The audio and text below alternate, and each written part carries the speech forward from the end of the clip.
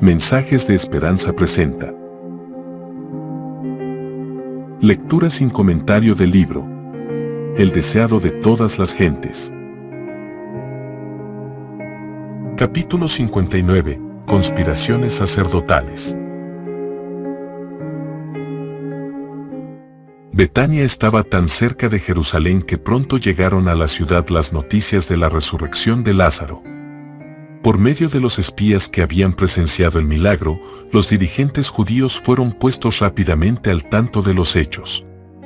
Convocaron inmediatamente una reunión del Sanedrín para decidir lo que debía hacerse. Cristo había demostrado ahora plenamente su dominio sobre la muerte y el sepulcro. Este gran milagro era la evidencia máxima que ofrecía Dios a los hombres en prueba de que había enviado su Hijo al mundo para salvarlo. Era una demostración del poder divino que bastaba para convencer a toda mente dotada de razón y conciencia iluminada. Muchos de los que presenciaron la resurrección de Lázaro fueron inducidos a creer en Jesús. Pero el odio de los sacerdotes contra él se intensificó. Habían rechazado todas las pruebas menores de su divinidad y este nuevo milagro no hizo sino enfurecerlos. El muerto había sido resucitado en plena luz del día y ante una multitud de testigos. Ningún sofisma podía destruir tal evidencia. Por esta misma razón, la enemistad de los sacerdotes se hacía más mortífera. Estaban más determinados que nunca a detener la obra de Cristo. Los saduceos, aunque no estaban a favor de Cristo, no habían estado tan llenos de malicia contra él como los fariseos. Su odio no había sido tan acerbo. Pero ahora estaban cabalmente alarmados. No creían en la resurrección de los muertos. Basados en lo que llamaban falsamente ciencia, habían razonado que era imposible que un cuerpo muerto tornara a la vida. Pero mediante unas pocas palabras de Cristo, su teoría había quedado desbaratada. Se había puesto de manifiesto la ignorancia de ellos tocante a las Escrituras y el poder de Dios. Veían la imposibilidad de destruir la impresión hecha en el pueblo por este milagro. ¿Cómo podrían los hombres ser apartados de aquel que había triunfado hasta arrancar sus muertos al sepulcro? Se pusieron en circulación falsos informes, pero el milagro no podía negarse y ellos no sabían cómo contrarrestar sus efectos. Hasta entonces, los saduceos no habían alentado el plan de matar a Cristo. Pero después de la resurrección de Lázaro, creyeron que únicamente mediante su muerte podrían ser reprimidas sus intrépidas denuncias contra ellos. Los fariseos creían en la resurrección y no podían sino ver en ese milagro una evidencia de que el Mesías estaba entre ellos. Pero siempre se habían opuesto a la obra de Cristo. Desde el principio, le habían aborrecido porque había desenmascarado sus pretensiones hipócritas. Les había quitado el manto de rigurosos ritos bajo el cual ocultaban su deformidad moral. La religión pura que él enseñaba había condenado la vacía profesión de piedad. Ansiaban vengarse de él por sus agudos reproches. Habían procurado inducirle a decir o hacer alguna cosa que les diera ocasión de condenarlo. En varias ocasiones habían intentado apedrearlo, pero él se había apartado tranquilamente y le habían perdido de vista. Todos los milagros que realizaba en sábado eran para aliviar al afligido, pero los fariseos habían procurado condenarlo como violador del sábado. Habían tratado de incitar a los herodianos contra él. Presentándoselo como procurando establecer un reino rival, consultaron con ellos en cuanto a cómo matarlo. Para excitar a los romanos contra él, se lo habían representado como tratando de subvertir su autoridad. Habían ensayado todos los recursos para impedir que influyera en el pueblo. Pero hasta entonces sus tentativas habían fracasado.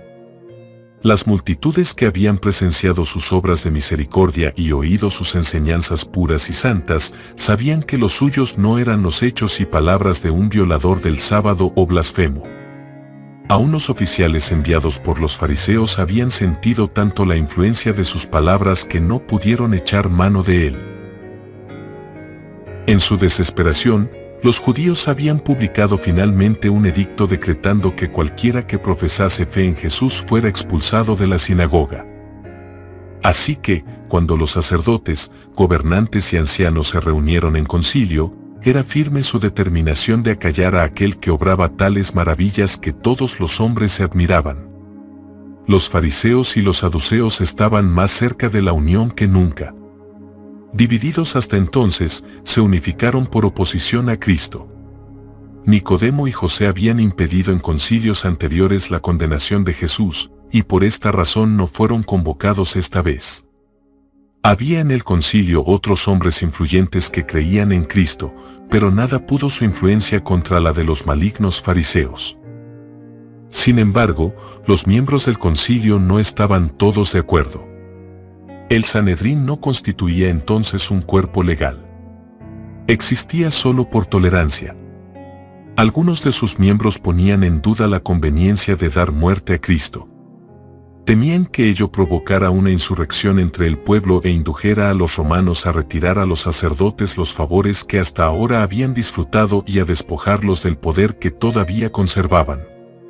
Los saduceos, aunque unidos en su odio contra Cristo, se inclinaban a ser cautelosos en sus movimientos, por temor a que los romanos los privaran de su alta posición.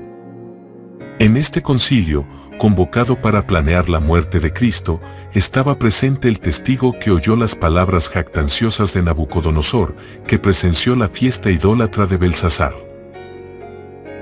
Que estaba presente cuando Cristo en Nazaret se proclamó a sí mismo el ungido. Este testigo estaba ahora haciendo sentir a los gobernantes qué clase de obra estaban haciendo. Los sucesos de la vida de Cristo surgieron ante ellos con una claridad que los alarmó. Recordaron la escena del templo, cuando Jesús, entonces de 12 años, de pie ante los sabios doctores de la ley, les hacía preguntas que los asombraban. El milagro recién realizado daba testimonio de que Jesús no era sino el Hijo de Dios. Las escrituras del Antiguo Testamento concernientes al Cristo resplandecían ante su mente con su verdadero significado. Perplejos y turbados, los gobernantes preguntaron, ¿qué hacemos? Había división en el concilio. Bajo la impresión del Espíritu Santo, los sacerdotes y gobernantes no podían desterrar el sentimiento de que estaban luchando contra Dios. Mientras el concilio estaba en el colmo de la perplejidad, Caifás, el sumo sacerdote, se puso de pie. Era un hombre orgulloso y cruel, despótico e intolerante. Entre sus relaciones familiares había saduceos soberbios, atrevidos, temerarios, llenos de ambición y crueldad ocultas bajo un manto de pretendida justicia.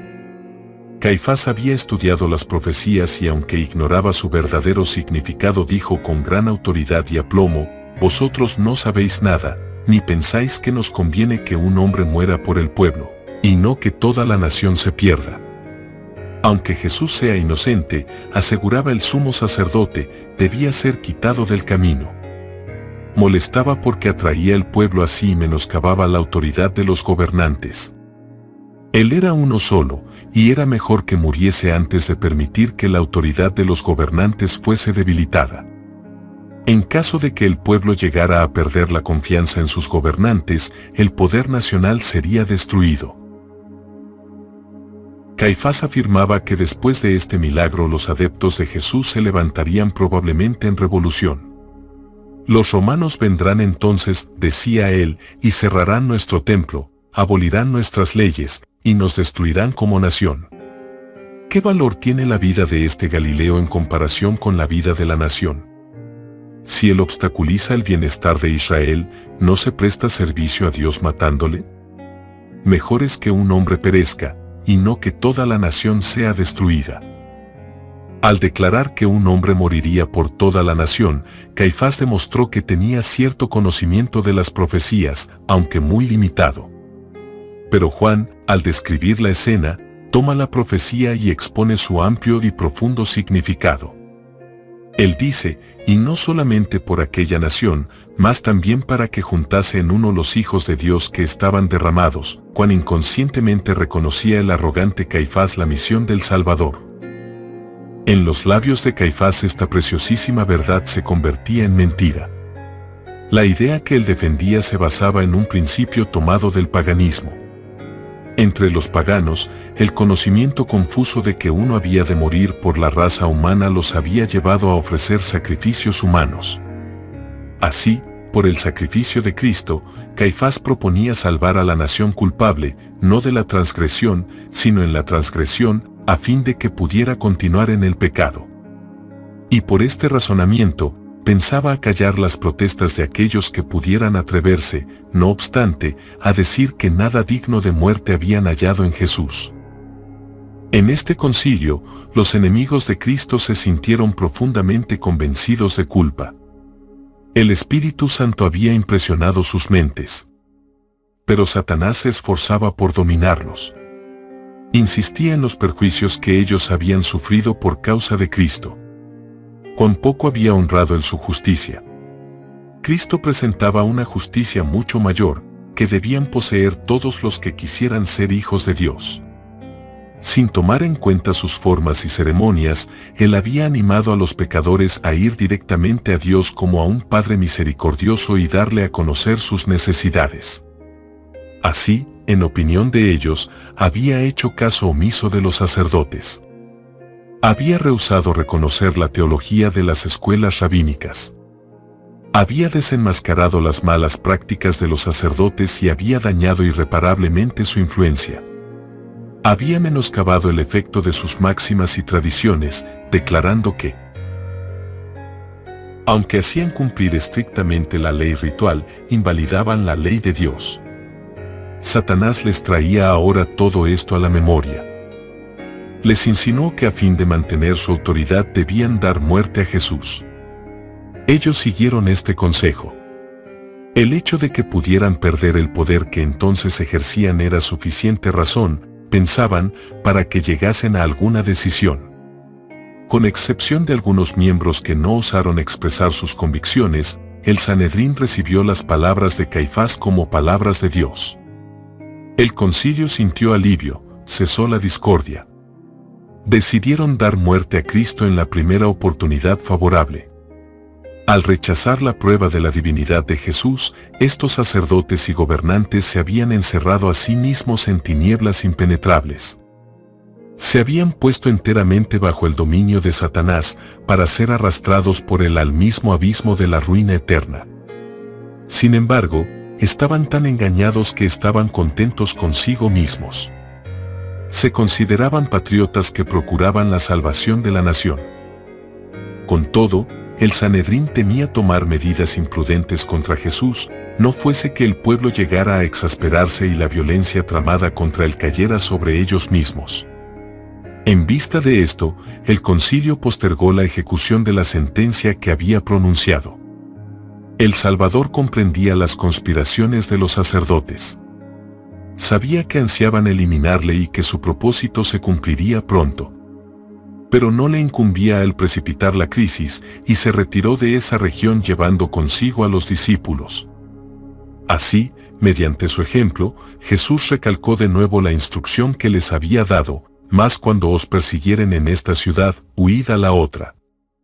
Había un amplio campo en el cual trabajar por la salvación de las almas, y a menos que la lealtad a él lo requiriera, los siervos del Señor no debían poner en peligro su vida.